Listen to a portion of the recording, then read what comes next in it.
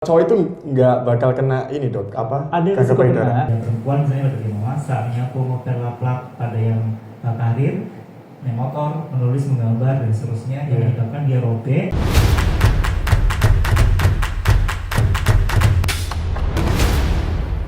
Assalamualaikum warahmatullahi wabarakatuh.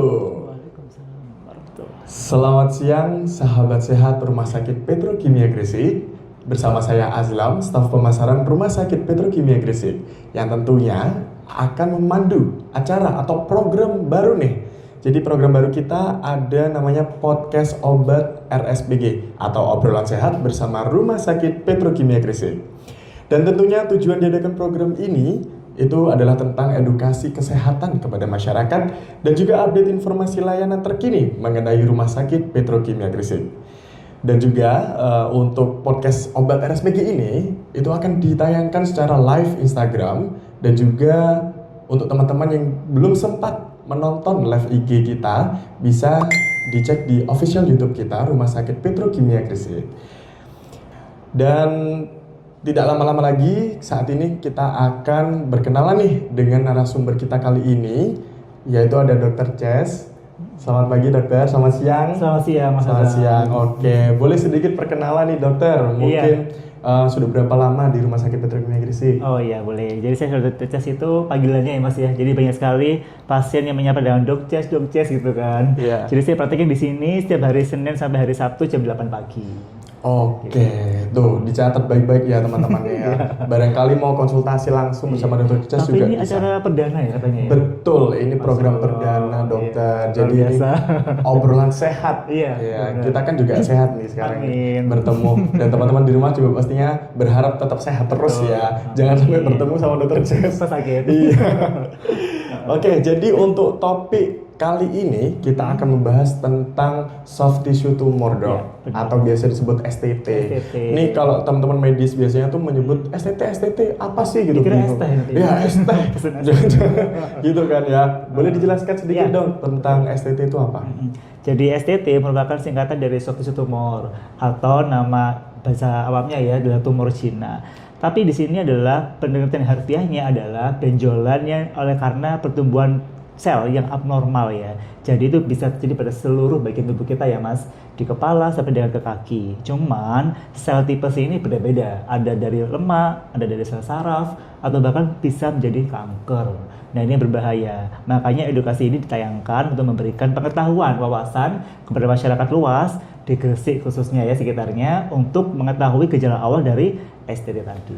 Betul, apalagi kalau misal di bagian tubuh kita ada benjolan, tentunya kan kayak nggak ada estetikanya gitu ya dok ya. Nggak nyaman Kayak ya. dilihat kak, misal ada benjolan di sini kan, apa itu gitu kan, Nggak orang nyaman juga. apa itu gitu kan, gitu. Oke, nah tadi sudah juga dijawab ya dok, itu Iya. bisa berbahaya nggak dok? Nah itu dia, jadi kondisi STT yang Cina memang dia tidak berbahaya ya, dan biasanya dia tidak bergejala yang heboh. Misalnya dia nyeri, ada borok, tidak seperti itu. Tapi kalau sebaliknya gejala kanker itu dia pertumbuhannya cepat, doubling time namanya. Pertumbuhannya cepat, yang kedua adanya luka borok yang menyertai, yang ketiga adanya penyebaran. Tapi kalau tumor-tumor yang Cina sifatnya itu dia biasanya dia tidak nyeri, jadi sering diabaikan oleh pasien.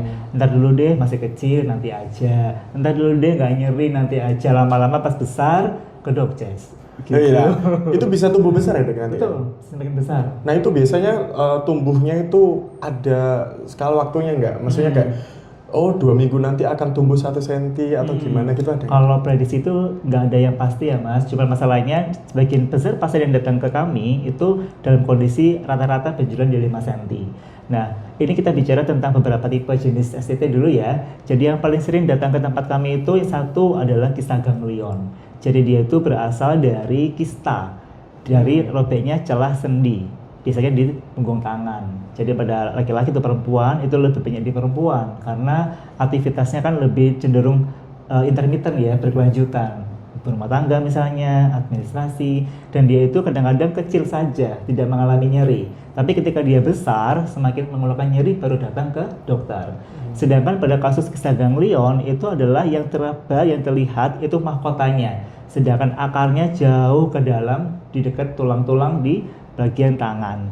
Nah, itulah mengapa kista ganglion itu ada indikasi untuk diangkat. Ketika apa dok Ces? Ketika satu, nyeri dulu. Jadi bukan ukurannya dulu ya. Jadi walaupun kecil tapi nyeri, maka tuh lebih indikasi untuk diangkat dibandingkan besar tapi tidak nyeri. Yang kedua baru ukurannya.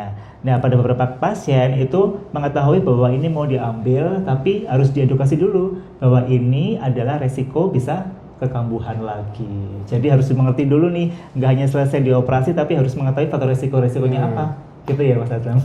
Oke. Nah, terus kira-kira dari STT ini sendiri itu biasanya munculnya karena keturunan kah atau dari lahir bayi juga sudah bisa ada benjolan atau gimana dok? Betul. Jadi banyak sekali pasien-pasien yang menanyakan, dok kira-kira apa ya faktor risiko pada diri saya ini kok adanya STT tadi? Yang paling sering adalah keturunan. Betul ya. Apalagi kalau kita bicara tentang tumor payudara. Nah, bagian dari beberapa tumor Cina itu di tangan tadi ganglion, ya, ada lipoma, ada ateroma, termasuk pada payudara. Juga kondisinya sangat banyak nih akhir-akhir ini. Jadi banyak sekali range usia muda 18 sampai 30 tahun ke polibedah dengan keluhan benjolan di payudara. Nah, jelas itu faktor utama adalah keturunan. Jadi entah itu mamanya, papanya, kakek neneknya, pada budenya yang memiliki benjolan apa saja, tapi bisa diturunkan berupa tumor di payudara. Nah, fun fact-nya nih Mas, sekarang ini kan banyak sekali penyedia jasa makanan ya, yang kekinian, entah itu seblak, entah itu tepung-tepungan, bakso, mie, dan seterusnya. Ternyata ada hubungannya loh, makan makanan zat pengawet terhadap kejadian angka untuk tumor Cina. Wah, apalagi teman-teman nih yang cewek-cewek ini pecinta seblak biasanya. Iya. Ada level-level juga ya. Nah, itu. Berarti selain dari keturunan itu juga bisa muncul karena pola makan. Iya. Dan yang sering dikaitkan itu adalah makan pengawet. Jadi kalau kita searching di jurnal, itu ada yang menghubungkan antara bagaimana prevalensi kejadian tumor Cina dengan adanya kebiasaan makan makanan yang zat pengawet. Contohnya adalah tadi ya daging yang di frozen, kemudian itu berpengaruh juga ya? Betul. Bahkan kalau daging frozen itu banyak mengandung nitrat yang nanti ada hubungannya dengan yang lebih parah lagi yaitu kanker. Disebutkan pada beberapa jurnal sampai mencapai angka 30 sampai 35% Mas kejadiannya. Soalnya biasanya ibu-ibu ini kalau habis Idul Adha Mas, itu dagingnya disimpan di freezer. Bahkan sampai berbulan-bulan pun masih bertahun-tahun kan. Enggak juga. Nanti ada stok lagi nih dagingnya. Iya gitu. Jadi fun fact-nya seperti itu. Fun fact yang kedua adalah jadi coklat. Coklat juga sering dihubungkan ya dengan kejadian adanya tumor pada payudara dan kaum mager. Nah, ini fun fact yang ketiga adalah kaum mager. Apa sih hubungannya dengan kaum mager dan ada kejadian di payudara, ada benjolannya? Jadi dengan olahraga itu dia akan menstabilkan kadar estrogen. Sedangkan estrogen hormon yang bertanggung jawab terhadap kejadian tumor pada payudara. Gitu. Kok aku jadi takut nih ya? Aku tadi pagi barusan makan coklat tuh. Gitu. Tapi kalau cowok lebih jarang sih. Enggak ya? Enggak. Kalau cowok itu enggak bakal kena ini dok. Apa? Ada risiko kena, tapi dia betul payudara, tapi dia risikonya lebih rendah. Oke. Karena kromosom linknya bukan double X ya. Nah itu tadi jadi untuk teman-teman nih pecinta seblak apalagi nih ya, jadi tolong dihindari, dikurangi ya, bukan dihindari ya. Takutnya nanti penjual seblak pada ini gulung tikar. Jadi dihindari, boleh ya. Dihindari untuk makanan-makanan yang bisa menyebabkan STT ini gitu kan ya. Nah jadi tadi misal nih dok, setelah muncul, terus pastinya akan dilakukan tindakan atau konsultasi dulu ya pastinya ya, konsultasi apakah perlu dioperasi atau tidak. Tapi memang perlu dioperasi ya dok ya? Iya. Kalau STT ya. Nah, jadi beberapa masyarakat itu Mas Azam ketakutan ya dengan nama istilah operasi ya. Sama Cina aku diapa-apakan gitu kan. Nanti ada hal-hal yang mengkhawatirkan atau membahayakan. Tidak perlu takut selama kita bisa mengedukasi pasien, apalagi dengan dokter di petrokimia. Itu insya Allah dengan edukasi yang jelas kita bisa memberikan bagaimana sih win-win solution terhadap kejadian ini sehingga solusinya harus operasi. Nah, tapi ketika sebelum kita operasi Mas Azam, kita biasanya akan berkomunikasi dulu ya di poli untuk meningkatkan kepercayaan, relasi dan chemistry juga dengan pasien sehingga pasien berkenan untuk dilakukan operasi. Nah, tapi sayangnya itu harus dikerjakan terjadwal satu, mengikuti jadwal operasi ya, nggak bisa langsung tiba-tiba besok atau kalau ada slot kosong sih nggak apa-apa. Yang kedua adalah untuk perlu ketahui adalah faktor risikonya apa dulu, sehingga operasi menjadi hal yang tidak kalah penting terhadap faktor risikonya. Sehingga kita kalau tahu risikonya apa, kita nggak bisa menentukan kekambuhan itu akan terjadi. Gitu ya. Apalagi itu juga tuh. Iya, apalagi jadwalnya Dr. Ces nih sangat padat nih Lumayan ya. sibuk. Iya. Nih Dr. Ces ini juga influencer loh Masya kebetulan Allah, ya. ya. Coba bisa dicek Instagramnya apa Dok? Instagramnya? Instagramnya di @ces_ayuda. Oke, langsung di follow, di situ banyak nih informasi-informasi Informasi. seputar kesehatan. Iya, betul. Terus apa Konten. namanya? Guyonan juga ada ya, Dok ya. Betul. Bisa nih barangkali diajakin apa tag video nih ya jalan-jalan ya. Oke. Nah, terus Dok setelah misal dioperasi nih, oke, pasien ini sudah melakukan konsultasi, terus akan dilakukan tindakan operasi. Setelah dioperasi, apakah ada kemungkinan si tumor ini akan bisa tumbuh lagi dan tumbuhnya itu kira-kira di tempat yang sama atau bisa di tempat yang lain gitu? Betul. Jadi untuk angka kekambuhan ya itu bisa kita prediksi dengan adanya penemuan jenis tumornya apa dulu. Pada lipoma, jaringan lemak pada jaringan lemak di tubuh kita Mas, itu kan banyak ya. Cuman yang mengalami abdominal sel, pertumbuhan sel yang tidak bagus, itu namanya lipoma. Lipoma itu memang gejalanya sangat samar ya, artinya ini dikira lemak biasa sehingga diabaikan. Sedangkan dia bisa semakin membesar dan semakin nyeri. Ketika sudah diambil, maka resikonya akan tetap masih ada kemungkinan untuk tumbuh lagi walaupun kecil. Apa dok tadi resikonya? Tadi keturunan, pola makan, pola hidup, pola olahraga gitu ya. Yang kedua adalah ateroma, yaitu benjolan jinak yang berasal dari terhambatnya kelenjar keringat. Pada pasien-pasien yang cenderung berkeringat berlebih, pekerja, kemudian dia di outdoor, atau dia tipe orang yang memang bajunya hangat-hangat sehingga banyak berkeringat ya, itu juga akan beresiko muncul kembali selama faktor risiko tidak terkendali. Yang ketiga adalah tumor payudara. Tadi mulai hormonal, keturunan, makanan ya. Yang terakhir adalah kisah ganglion. Kisah ganglion itu berasal dari repetisi. Jadi kegiatan yang berulang-ulang, contohnya melakukan naik sepeda motor, pelukis, penulis, bersih-bersih berumah tangga. Itu kalau kejadiannya tetap dikerjakan, maka resiko kambuhnya akan tetap ada. Sehingga ketika kita melakukan operasi itu juga perlu edukasi tadi ya untuk menentukan apakah ini resikonya bisa dihindari atau tidak.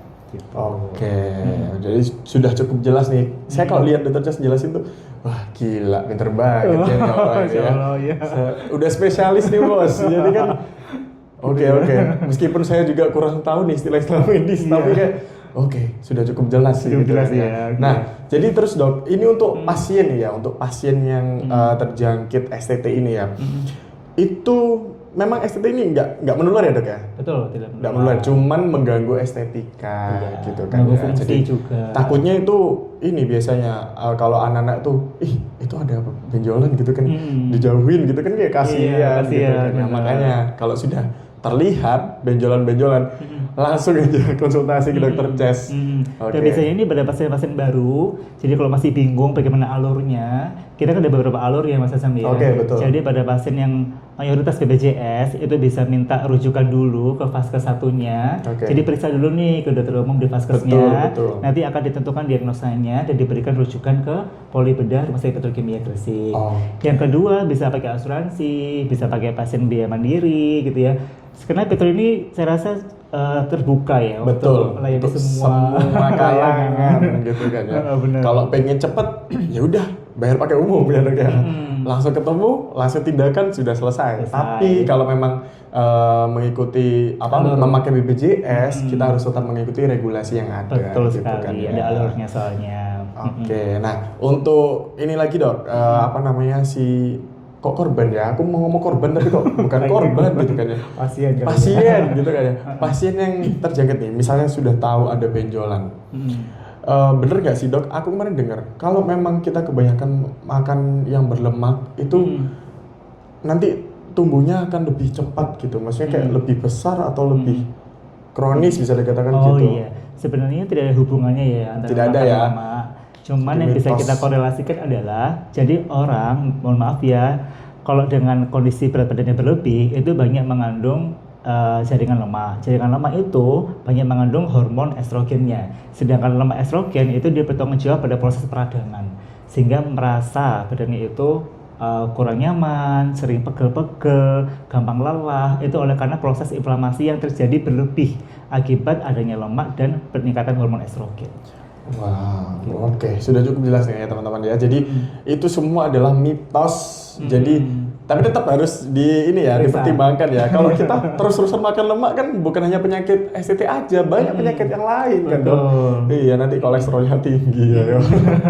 Nah, sebelum kita lanjut ke topik nih ya teman-teman, bagi sahabat sehat RSPG yang mau bertanya di kolom komentar juga boleh banget, ditunggu nih sama kita. Jadi kita terbuka untuk menerima pertanyaan-pertanyaan dari sahabat sehat RSPG. Paling nggak 5 ya. Oke, 5 pertanyaan. Oke, nah mungkin sedikit cerita nih dok, atau pengalaman mungkin ya. Pernah nggak ada pasien STT? Dokter pernah ada yang menemukan nggak di Rumah Sakit Petro ini ada pasien yang terjangkit STT? Terus tanggapan mereka atau gimana? Coba. Ya menarik buat saya adalah ada satu pasien Mas Azam. Itu dia laki-laki usia sekitar 40 tahunan ya.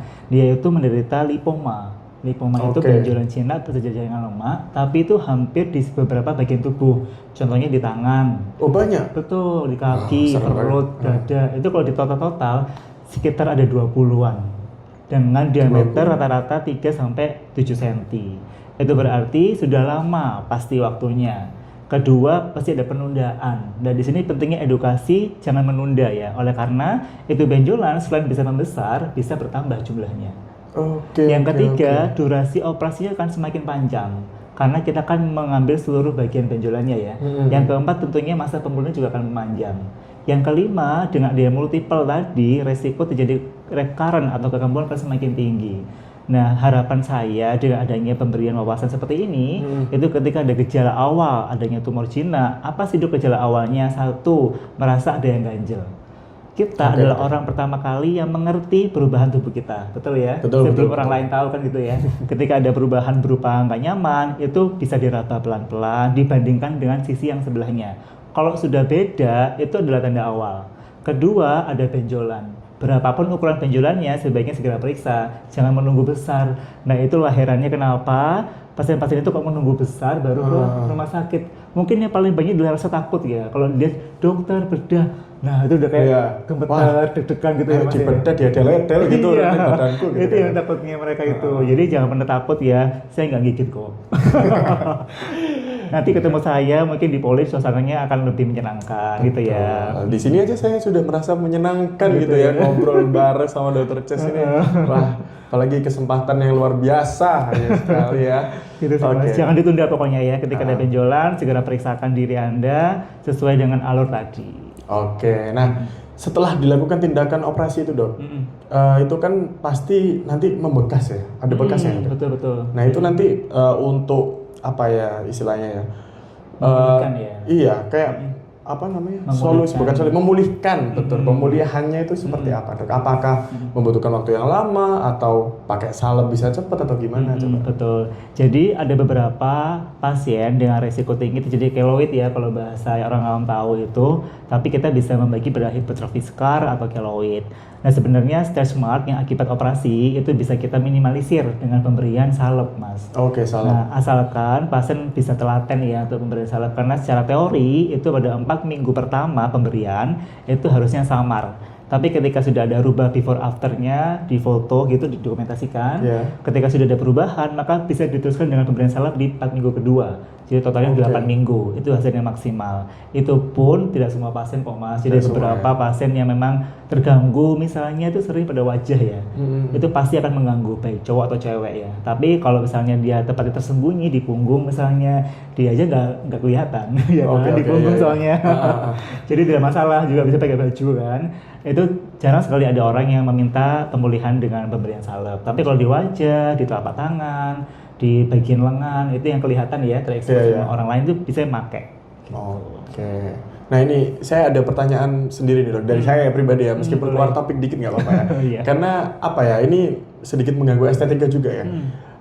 Kutil itu loh dok, itu kutil itu termasuk apa sih? Maksudnya kan itu juga di luar apa ya, di luar tubuh kan ya dok, tiba-tiba kayak muncul gitu. Ada yang besar, ada yang kecil gitu. Nah itu kalau dihilangkan sendiri atau gimana itu gimana dok? Nah betul sekali. Jadi kita dari pertanyaan mas itu ada 2 topik ya. Topik pertama adalah papiloma. Papiloma itu adalah tumor jinak bertangkai. Oh itu juga tumor jinak berarti ya? Betul. Tumor jinak bertangkai yang mungkin berakibat dari virus. Kalau yang kedua adalah point of view-nya adalah jangan diobati sendiri. Karena walaupun tuh iwil-iwil, indil-indil ya, itu kan bahasa Jawa. Iya, iya. Itu dia nggak bisa lepas walaupun dengan teknik yang digunakan oleh kita sendiri. Contohnya pakai jarum yang dipanaskan pakai lilin, kemudian disudet-sudet. Iya, di TikTok tuh banyak dong kayak cara gitu. gitu Makanya ya. mau niru nggak ya? Kadang ada yang langsung digunting. Iya, dikepras itu kan. Iya. Nah, jangan kayak gitu ya, karena itu kan masih memiliki akar. Sedangkan akar Oke. itu harus kita temukan pada saat operasi, namanya eksplorasi. Nah, akar yang akan diangkat itu pasti membutuhkan irisan yang lebih runcing membentuk huruf V ke dasar dari benjolannya. Oke. Sehingga kenapa sih dok pada pasien-pasien yang memiliki mata ikan Iya. yang disudat sendiri atau dikasih obat-obat sendiri, Iya. itu tidak akan tuntas penyembuhannya karena dia hanya menyelesaikan di mahkotanya aja. Sedangkan pada akar yang bentuk huruf V tadi itu masih ada. Sehingga pada beberapa minggu yang akan datang itu akan muncul kembali Muncul mahkotanya. kembali. Oke, Termasuk oke. papiloma tadi. Oke. Sehingga saya tidak pernah menyarankan pada pasien-pasien untuk melakukan itu sendiri di rumah. Karena biasanya selain tidak aseptis ya, tidak Iya, steril, iya. pasti caranya juga salah, Betul. risikonya besar. Apalagi pada pasien-pasien yang sudah nyata punya kencing manis. Atau pasien-pasien yang malah nggak tahu ada kencing manis atau enggak. Disudet-sudet, makanya jadinya luka borok. Nah, itu Nah, bahaya. bahaya Makanya juga ya. serahkan pada ahlinya, guys. Jangan sok-sok ngide deh ikut TikTok. Oh, gini, Iya. digini. Ah, nanti akibatnya ini bisa fatal gitu Betul, kan ya. berbahaya semakin. Nah, ini ada satu pertanyaan nih, Dok, dari sahabat sehat RSPG yang ada di live Instagram kita. Dari Putra Willy Tama. Itu pertanyaannya, cara membedakan tumor jinak sama kronis gimana, Dok? Oh iya. Oke, mungkin bisa diulang lagi nih, Dok. Iya, Ya. tumor jinak sama kronis. Jadi ini bukan pembeda ya mas, tapi Oke. dia perjalanan penyakitnya kronis. Oh Atau iya, mungkin betul. kalau mau saya modifikasi pertanyaannya, apakah pembeda tumor jinak dengan tumor ganas mungkin? Oh, betul. Kalau tumor jinak dan tumor ganas itu jelas dua hal yang berbeda. Intinya ada 3 pembeda. Pertama adalah doubling time atau bagaimana dia cara membesarnya. Pada yang Oke. ganas, doubling time-nya sangat singkat sehingga antara waktu dan jumlah sel yang bertumbuh itu banyak sekali sehingga hanya waktu singkat dia bertambah besar. Oke. Yang kedua adalah bagaimana dia menyebarnya. Menyebarnya itu misalnya kanker pada payudara, menyebarnya ke paru, ke liver, ke otak, dan seterusnya. Jadi ada anak sebar. Dan yang ketiga, dia bagaimana terikat oleh jaringan sekitar. Nah, namanya itu adalah bagaimana membedakan antara jinak sama ganas. Contoh, kalau benjolannya bisa bergerak sendiri, mobile ya, itu cenderung jinak. Tapi kalau dia nyokot ke dasar, sehingga ketika kita gerakkan, yang gerak bukan benjolannya, tapi organnya, tangannya misalnya, atau payudaranya misalnya. Nah, itu cenderung ada ganas. Oh, ganas, Begitu. oke. Jadi jumlah selnya, penyebarannya, sama bagaimana keterkaitan dengan jaringan sekitar. Itu yang membedakan. Oke. Sudah jelas nih, siapa nih namanya tadi? Putra Willy sudah jelas ya? Iya. Oke, kalau gitu saya tunggu lagi pertanyaan-pertanyaan yang lain. Oh, ada lagi nih kebetulan. Oke, kita cek dulu. Atas nama pelari SEO. Ya nggak tahu lah ya namanya anak-anak sekarang ya. Pelari SEO apa sih SEO ini kan ya? Oke, dokter izin bertanya. Iya. Apakah andeng-andeng atau tai lalat termasuk tumor jinak? Terima kasih. Iya, jadi namanya itu nevus pigmentosus pada bahasa medisnya ya. Oke. Bisa dikatakan tumor jinak boleh. Tapi di sini adalah permasalahannya adalah peningkatan dari sel melanosit, jadi peningkatan dari sel pigmentasi sehingga menimbulkan andeng-andeng. Dan biasanya andeng-andeng ini jalurnya bukan ke arah patologis tapi kosmetik, sehingga jarang Oke. sekali bisa di cover oleh asuransi atau BPJS. Betul, karena memang sekarang untuk regulasi BPJS ya untuk tentang estetika itu tidak Betul. ditanggung Betul, seperti itu. iya. Memang kan kalau untuk cantik kan harus mahal guys, jadi keluar duit sendiri lah, gitu kan ya. Iya. Oke, mungkin ada pertanyaan lagi dari teman-teman live Instagram? Oh nggak ada ya, oke. Tadi ada satu ini ya dok ya, teman kita dari RSPG bertanya tentang STT itu dia apa dok? Iya, Saya itu boleh tahu nggak? jadi kayak kista ganglion sama sih. Jadi pada kondisi yang pada benjolan pada punggung tangan itu yang paling besar kemungkinannya adalah kista ganglion. Jadi Oke. dia kista yang berisi cairan sendi oleh karena robeknya selaput pembungkus sendi. Jadi oleh karena adanya gerakan repetisi berulang-ulang. Pada perempuan misalnya pada dia memasak, menyapu, ngepel, lap-lap, pada yang karir, naik motor, menulis, menggambar dan seterusnya yang Iya. menyebabkan dia robek, kronis, dan ini biasanya dia nggak ada keluhan mas. Jadi cuma benjol aja. Benjolnya nggak tiba-tiba besar ya, tapi kayak gundukan bukit kecil gitu, dan dia nggak ada rasanya. Oh, Sering oke. sekali diabaikan. Maka ketika dia sudah besar, tekanan dalam kistanya meningkat dan ditambah toleransi tegangan dindingnya akan meningkat, maka dia baru menimbulkan efek inflamasi atau peradangan sehingga merasa nyeri.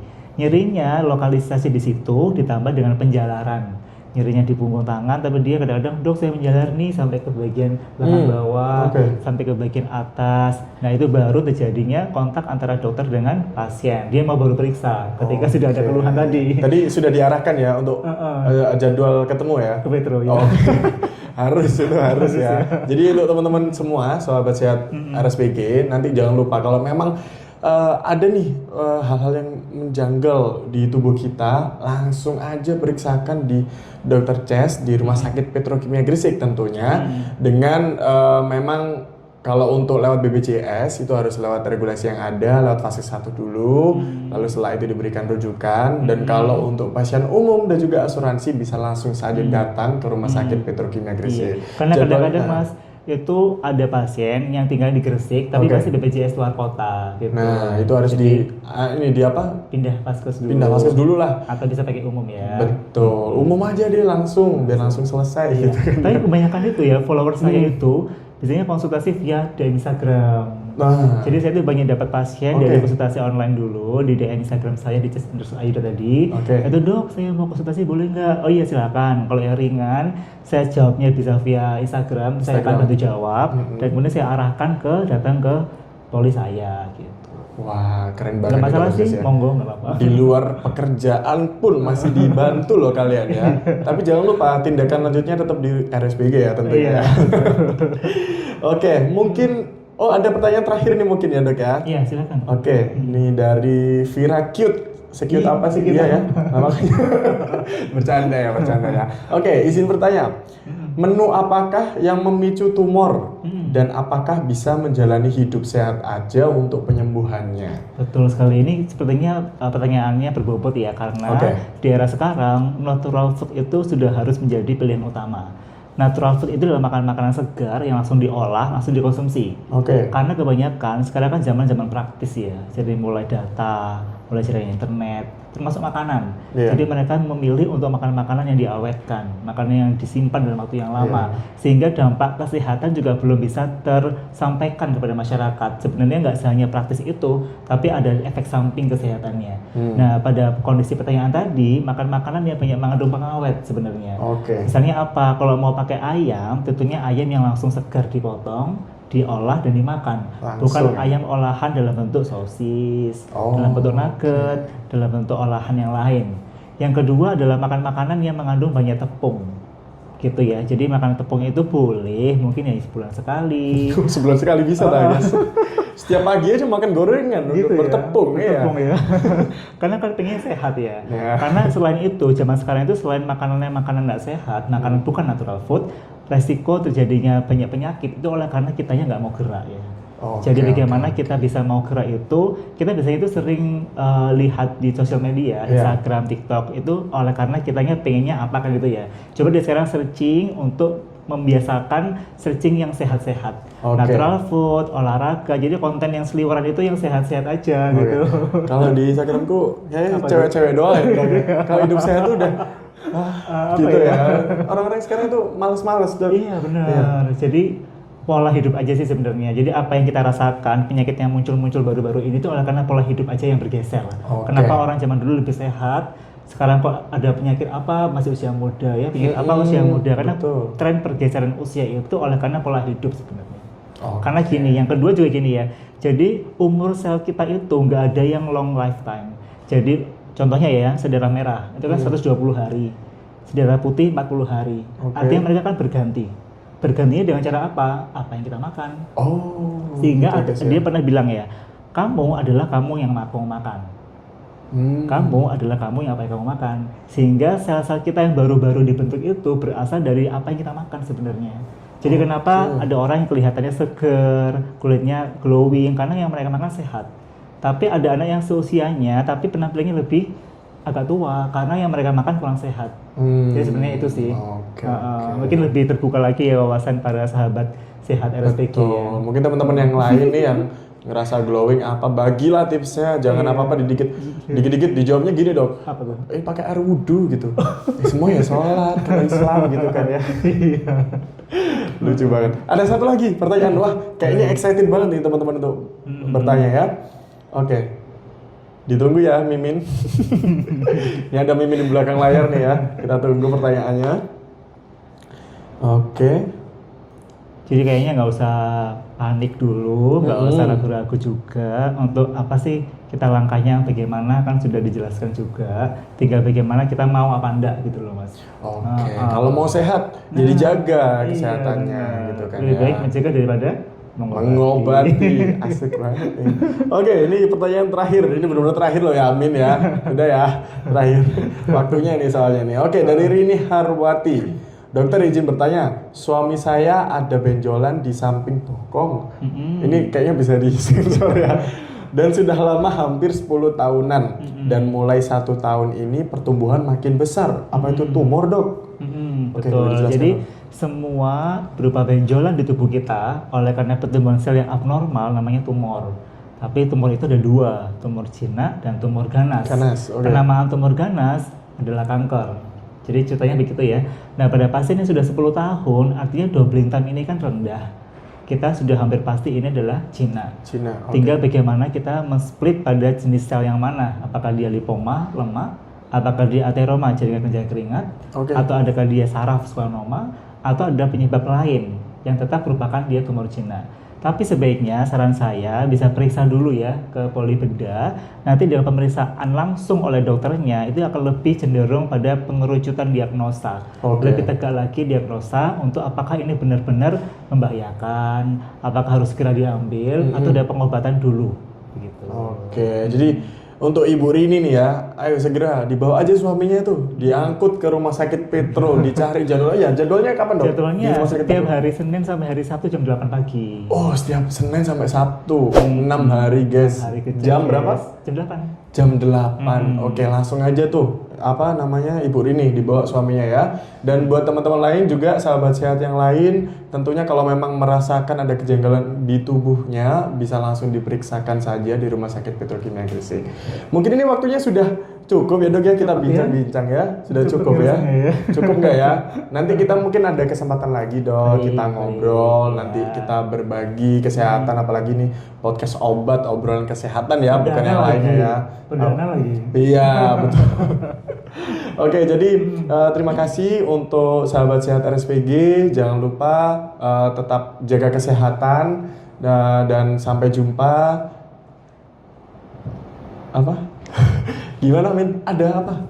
Closing dulu. Ya, oke teman-teman. Ini bingung nih Miminnya nih. Oke, jadi nanti untuk 4 penanya tadi sudah ada 4 penanya ya dok ya. Ada Putra Willy Tama, Pelari Seo, Vira Cute, dan Rini Harwati. Nanti jangan lupa silahkan DM Instagram kita, nanti akan ada souvenir menarik. Jadi bukan hanya mendengarkan, kalian bertanya pun sudah dapat hadiah. Gitu kan Dapat ya. ilmu, dapat hadiah. Betul. Keren Nah, ya? ternyata tadi ini informasinya guys, mohon maaf ya. Nah, jadi sekalian kita tutup, sahabat sehat RSPG, mungkin kita closing dengan ini dok ya. Kita ada jargon nih kebetulan nih. Rumah Sakit Petrokimia Gresik, sahabat menuju sehat gitu ya, Oke, buat siap. closing nanti ya, yang heboh gitu ya. Heboh, boleh. Rumah Sakit Petrokimia Gresik, Sahabat menuju sehat. Bye bye. Dah.